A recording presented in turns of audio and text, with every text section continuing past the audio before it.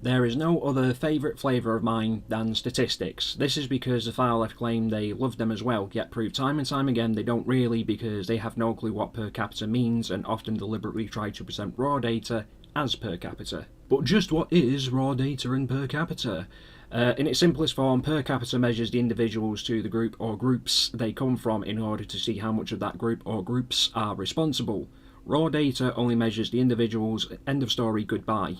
This is why I use the catchphrases more of is not the same as does more, or how many is not the same as out of how many, to simplify it for people, because it is incredibly dangerous and disingenuous to present raw data as per capita, which is what the far left do all of the time, to go, see, it's the majority that's the problem.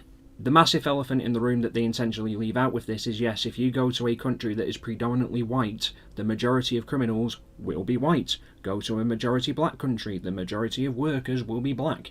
Go to a majority Asian country, the majority of patients will be Asian. You get the idea. It is extremely rare for a minority to surpass the majority through raw data, and the far left knows this and always tries to indoctrinate people that this method is the correct form of measurement.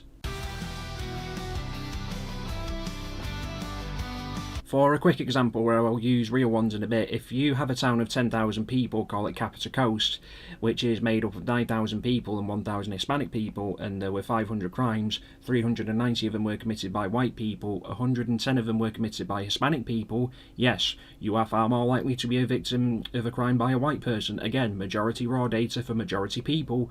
But when you actually break this down by population, those stats a radical leftists would spout of whites commit 28% more of crime than Hispanics, or whites make up 78% of crime, changes to only 4% of whites commit crime while 11% of Hispanics commit crime. Or to break that down as a per capita, out of 100 people, 4 in 100 white people commit crime while 11 in 100 Hispanic people commit more crime.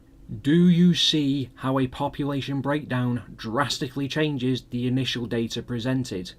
However, now it's time to bollock the right wing and people who understand per capita but still abuse it. In this example, you have to be careful to specify in Capita Coast, not the whole country, because unless you are willing to list off multiple areas to show the pattern forming, or use countrywide stats, you can't base data, be it raw or per capita, on one single area.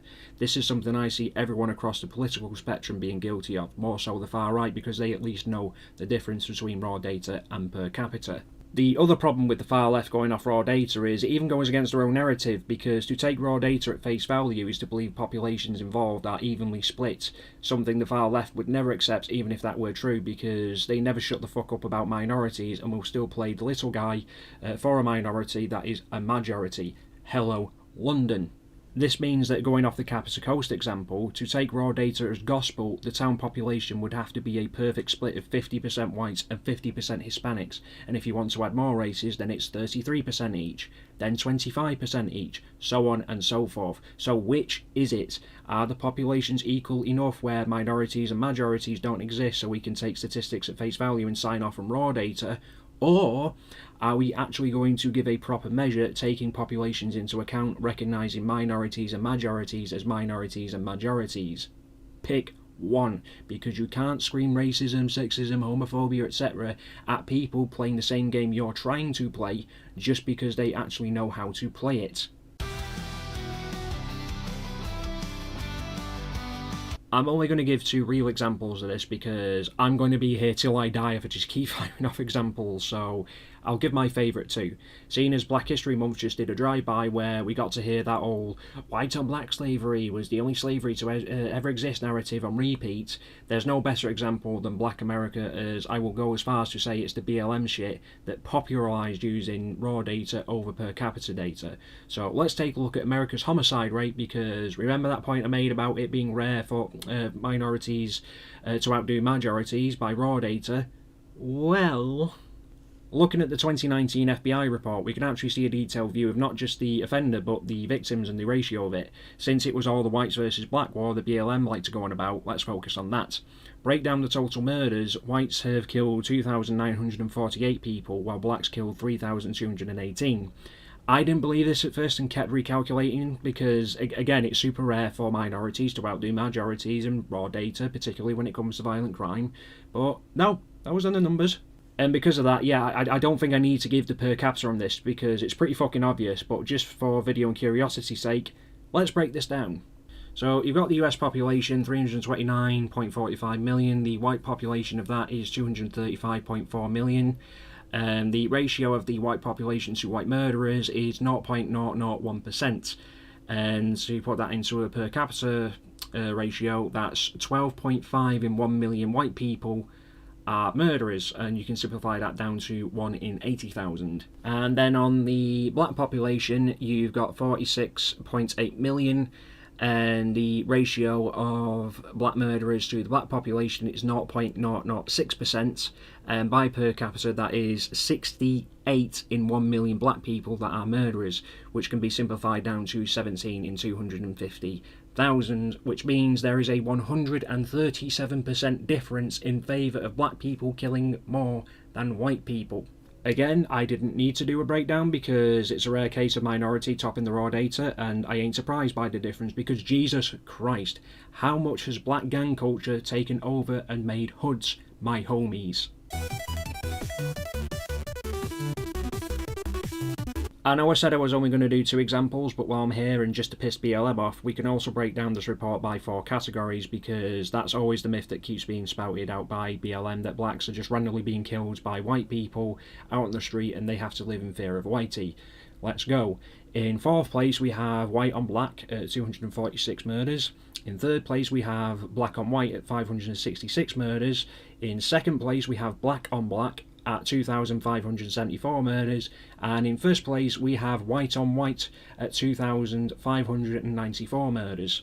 Oh look, black people have a 165% difference in being killed by another black person than a white person, so BLM, can you save it for the ends? Save it for the end. In retrospect, I should have used this as the example because it's not the rare case of minorities being more than majorities in the raw data, but back to the per capita whiteboard, because on paper this looks like whites do more murders on other whites than black people do on other black people, by a difference of 0.7% to be exact, but let's break it down to compare to the populations. So as before, break down the US to white population. So white population 235.4 million. Then you want to work out the white on white murderers, so that makes up 0.001%. The per capita to that is 11 in 1 million, and that's already simplified. Then on the black US population you got 46.8 million. Percentage of black on black to black population is 0.005%. To break that down per capita, it's 555 in 1 million, simplified down to 111 in 200,000. This brings us to a total of black on black 555 in 1 homicide rate is a 192% difference than white on white 11 in 1 homicide rate. Isn't it amazing how a difference can go from 0.7% to 192% when you adjust for the corresponding groups? Freddie Mercury knew. Freddie fucking knew the second he got diagnosed, and I was surprised his biopic Bohemian Rhapsody actually acknowledged this, which I will say, even if you're not a Queen fan, definitely give it a watch. But yeah, during the AIDS scare between the 70s and 80s, everyone pointed their hazmat covered fingers at the hypersexual LGBT community as it basically became the new lepers, where if they thought people were homophobic to them before, the AIDS epidemic told them, you ain't seen nothing yet, kiddo. But that was just a different time, I hear people cry. It's gotten a lot better since. Has it? Has it though? Because let's take a look at Table 4 of the UK Health Security Agency's report from 2019 to 2023.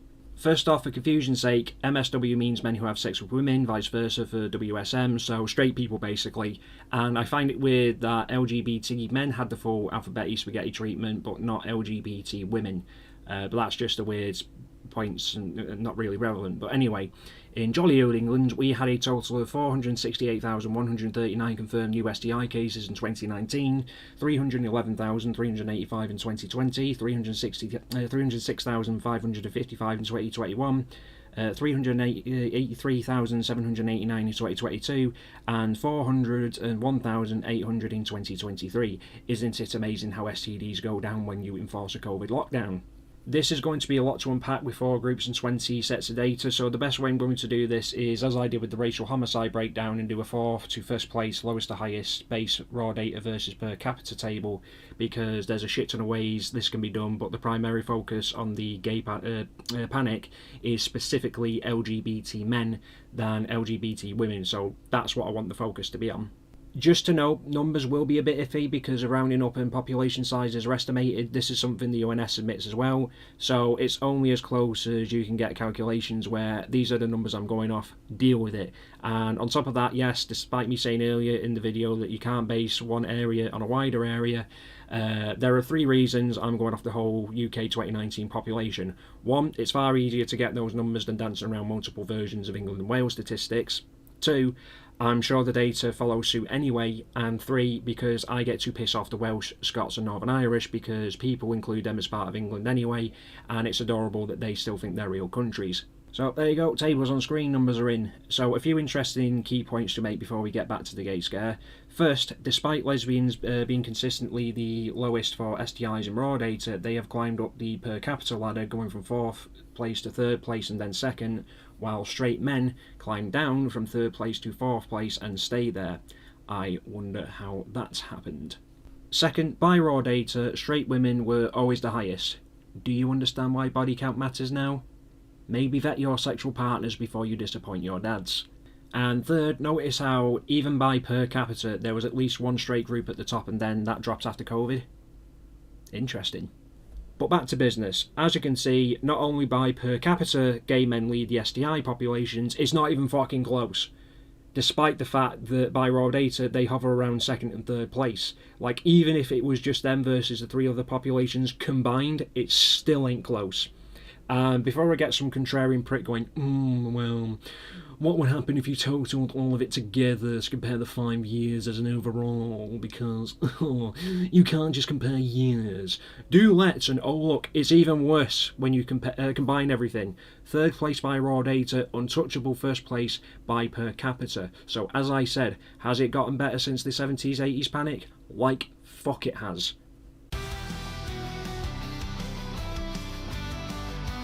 So, we near the end of the video, as those were just a couple of examples why you cannot and should not rely on raw data, specifically for things like groups and characteristics, in order to spout isms, phobics and ists.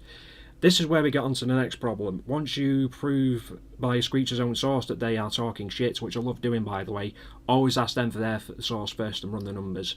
It's the usual goalpost move of, okay, let's say the numbers are right, they happen because X, Y and Z, blaming everyone else except the disproportionate actions of those groups.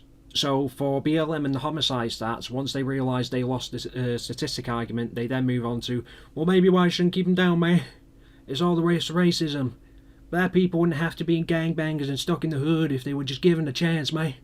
Oh, you mean like the black-owned stores that tried to make a chance for themselves before getting peacefully processed and never saw 1 cent from BLM to recover from that? You mean chances like that? Or an example for the rainbow virus, it's because there's not enough education on safe gay sex.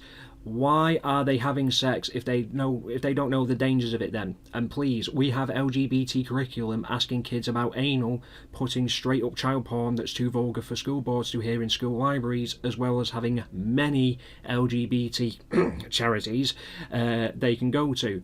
That no information or education excuse is long dead.